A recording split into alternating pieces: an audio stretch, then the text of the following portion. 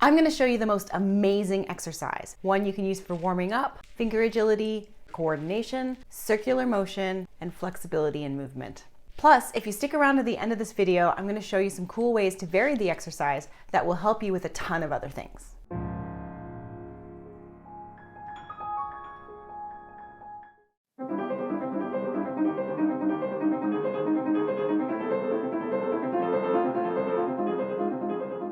Four-note form. This is a popular exercise that is based on major and minor four-note chords, which cycle through different inversions. The major triad and the minor triad are the basis of this exercise. The key difference being the lowered third. To make a four-note chord, I simply add the bottom note to the top. Every step requires a simple shift to get to a new chord in a different inversion. So we start with the major chord in root position. Then we lower the third to get to the minor chord. Next, we shift to the major chord in first inversion by raising the fifth. If we raise both middle notes, we then get to the minor in first inversion. The last two shifts take us to second inversion chords, the first being major by raising the third, followed by the minor by lowering the sixth.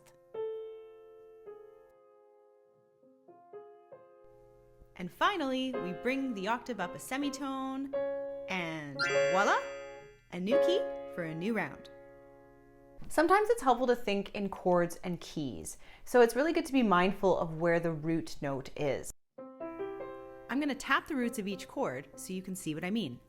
So first of all, we start in root position with C. C is the root in both major and minor. When we shift to the next chord, A flat becomes our root in A flat major. And then to A minor. When we go into our second inversion chords, F becomes the root in both major and minor. And finally, our raised octave leads us to a new key, with D flat as our new root. So see if you can follow along for the next two keys. As you can see, I'm using contrary motion. I find this is the most effective way to work on circular motion. Just be sure to keep those wrists loose and keep the movements subtle.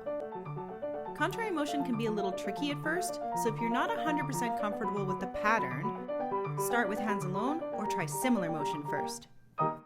If you like this video, please subscribe, as I'd love to help you out with other exercises, practice techniques, and the best ways to learn piano music. Now, as promised, here are some great variations you can try once you know the pattern really well.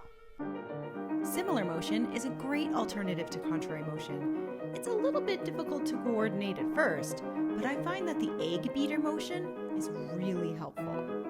Try starting on either the bottom notes or the top notes. This one is one of my absolute favorites because no matter if you start on a white key or a black key, you're going to use the same fingering.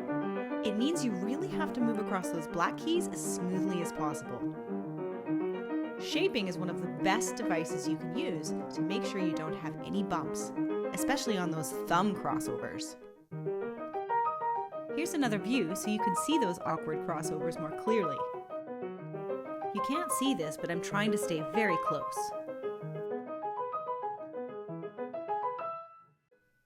Here, I'm combining a broken chord in the left hand while doing a 2-octave arpeggio in the right hand. This is great for coordination between the hands. Of course, you can flip this around and do the opposite. If you want to develop strength and power, this variation's for you. Make sure you push off forward from the keys. This will give you a warm, lush sound. And finally, basic octaves. Of course, the jumping can be tricky, but this is so helpful for developing accuracy in the jumps and the technique of staying loose and bouncy for octave playing. If you'd like to see these steps written out with the music, I've attached a PDF link below in the description. Thanks for watching.